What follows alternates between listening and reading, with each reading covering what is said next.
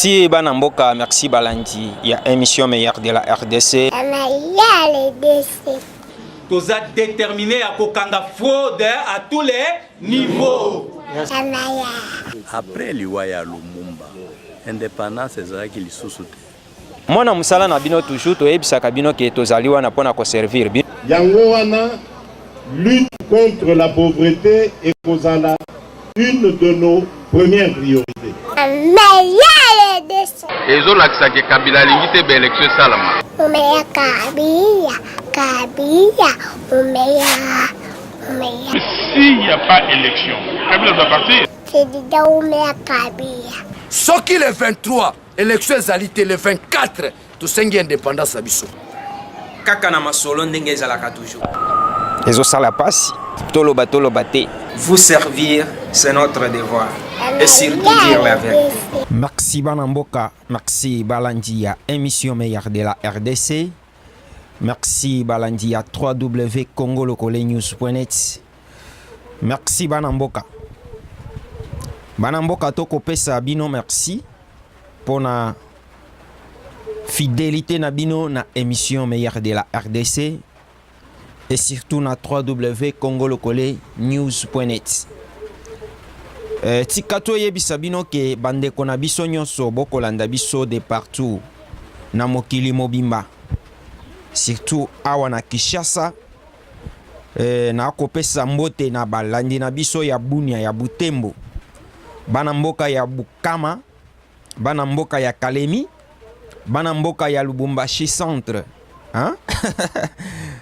Bana mboka nyonso bakolanda biso na mboka Mbushimai. Bana mboka nyonso ya Kananga na Chikapa. Kananga Malangi wa Shinga. Na Mbushimai wa Balengela. Na kopesa mbote na bino nyonso bokolanda biso mokili mobimba. Na poto wana to otala na Bruxelles. To otala na États-Unis, Rifentumba. Tozotala na Washington. Tozotala na Afrique du Sud, Cédric Bonganga. Boza tellement ebele. Moko bokanisaka neti botungisaka nga na bapele na bino. Tosepelaka na ndenge wana. Sans kotanga batu bakolanda biso na Maluku, na Mimonza, na Kimwenza, batu bawalanda biso na Changu, batu bazolanda biso na Limete, Gombeku tutolo bate, batu nyonso bakolanda biso na Ngaliema, batu bazolanda biso na Kanluka, bana eta, batu nyonso bakolanda biso na Barumbu, na Lingwala, mabelelo bakati. Banamboka makambo ebandi. Makambo ebandi ezalinde masolo ya mboka. Toyebisaka bino ke chaque fois biso tolekaka liboso etandumuke, toyaka nde kobeta masolo ya mboka. Toza lokola bavantirier te. Parce que ça c'est le meilleur de la RDC. Là où masolo ya kitoko elekaka. Bisika to bimisaka batu. Bisika to fulaka. Bisika batu amayele. Voilà. Boyebi bien bino nyonso ke tozana fièvre ya mapona mikati na mboka na biso. Na mboka na biso bako yamba batu ya ndenge na ndenge na ndenge. Mboka na biso ezo yamba batu ya ndenge na ndenge bapaya. Oyo bakolinga koya kotala lenge nini makambo ekoleka na kati ya mboka na oyo etali maponami. Et surtout oyo ezali histoire ya mboka na biso. Maponami historique oyo toko senga na mutu nyonso ayeba na ko s'approprier nango pona bolamu ya mboka. Yango lelo ndenge bokoki ko constater tozali awa na Lukusa na kati ya komini ya Gombe. Tozawa pi tozali na siège ya Sensa oyo ekambami na mutu ya mayele ya Congo, mutu ya Bwanya, Joseph Olengankoy Mukundi. batu oyo basala fierté ya politique ya RDC mwana mboka ya solo makila ya Lumumba tolobaka bongo nde koyoka batu mususu alie voilà yende mokambi ya institution oyo ezali du ya kolandela exécution to application ya accord na kati ya mboka na biso accord wana ya Saint-Sylvestre. Voilà pourquoi akoluka kimia na lolenge nyonso ya mbotol balancer musala ya campagne. Bomonaki tokendaki nkamba totambolaki tokutani na ba politicien ba confession religieuse batu ya ndenge na ndenge. Sima ya ye kotambola ekomi turu ya batu baya lisusu vers ye parce que fièvre ezali lelo nakoyoka batu bakoloba élection ekozala to ekozala te mais oyo ekoleka awo ekolakisa bino ke maponami ekozala bana mboka tozokota nanu na bilili muke parce que awa toye ezali nde réception voilà ayambi donc ayambi ba observateur ya Ciergel voilà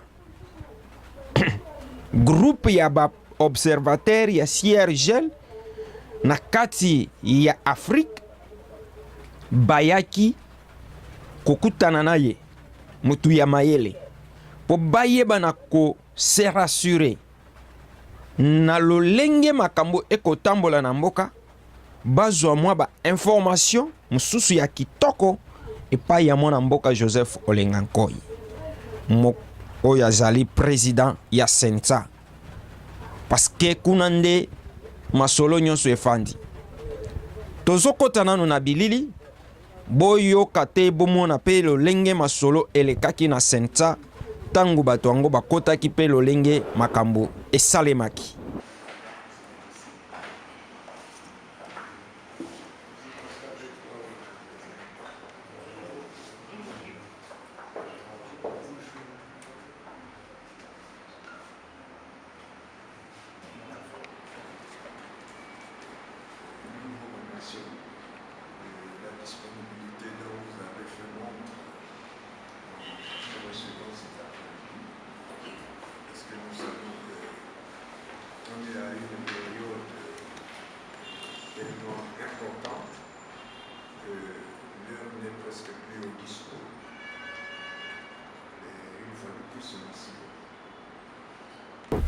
Voilà bana mboka bomoni lolenge batu yango bawuti kokota eza délégation ya Ciergel oyo batindami na mboka na biso uniquement po baya kosala observation ya élection batu wana bazani na ni a ya koloba te malamu to mabe mais musala na bango bazo observer bazongeli na batu o batindi bango nde bakoyeba na ko apprécier lolenge nini makambo ya maponami etamboli kati na mboka na biso soki malamu soki mabe to yoka lisusu balobaki ndenge nini tango basilisaki masolo na bango.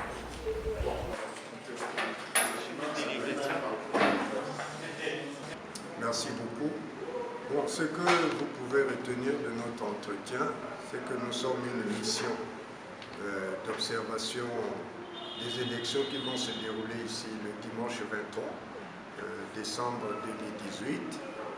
Et nous avons donc, dans le cadre du Forum des parlements de la Ciergel, mis en place cette mission. Et comme vous le savez, en pareille circonstance, lorsque une mission arrive, il faut bien qu'elle prenne contact avec à la fois les autorités, les différents candidats, pour s'informer sur la manière dont les choses ont été organisées et sur la manière dont les choses sont en train de se faire. Et nous sommes venus aujourd'hui rencontrer le bureau du Sensa, parce que comme vous le savez aussi, c'est ce bureau qui avait la mission de suivre l'exécution de l'accord de la Saint-Sylvestre. Et cet accord qui avait pour mission de faire aboutir le processus électoral. Et donc nous sommes venus nous informer sur la manière dont le bureau du CSA voit les choses telles qu'elles sont en train d'avancer. Et nous pouvons vous dire que nous avons eu beaucoup d'informations également qui rassurent. Et donc, dans le cadre de notre mission d'observation, ce sont des éléments que nous allons utiliser pour la suite de notre travail. Et qu'est-ce que la RDC peut attendre de vous comme partenaire extérieur lors de ces élections qui seront bientôt tenues à Kinshasa? Nous sommes une mission d'observation. Ça veut dire que nous arrivons pour voir comment les choses vont se passer. On constatera ce qu'il y a de bon, ce qu'il y a de mauvais, et à la fin, comme ça se passe un peu partout, nous ferons notre rapport pour dire qu'il y a des choses qui ont marché, il y a celles qui n'ont pas marché et qui nécessitent d'être corrigées pour les prochaines fois. Ok, merci. Merci beaucoup. Voilà balandina biso ba meilleur ya mokili mobimba. Bana mboka ya solo. Tokomi na suka émission bokomona que nous sommes là que pour vous servir.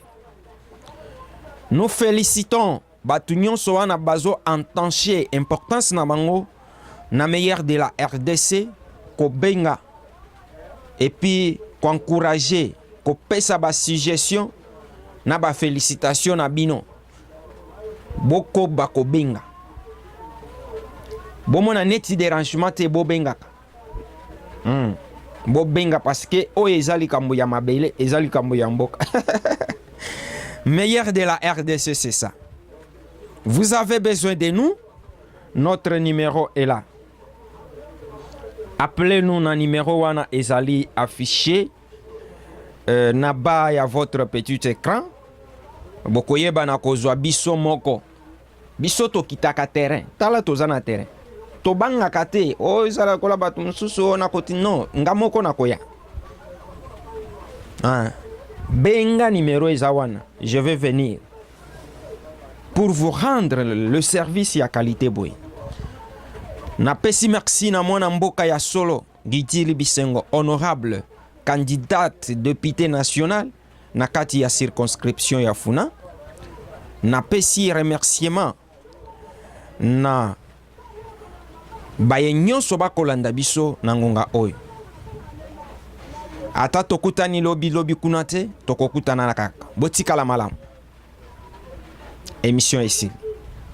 Merci bana mboka, merci balandi ya émission meilleure de la RDC. Tous êtes déterminés à kokanga fraude à tous les niveaux. Après Liwaya Lumumba, indépendance ezalaki lisusu te.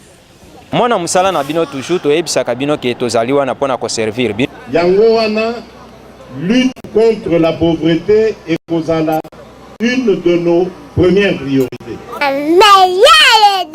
ezolakisaki Kabila alingi te baélection esalama.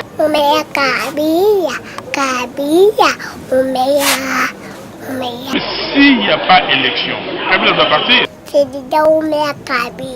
Soki le 23, élection ezali le 24, tosengi indépendance na biso. Kaka na masolo ndenge ezalaka toujours. Ezosala pasi, toloba te. Vous servir, c'est notre devoir. Et surtout dire la vérité.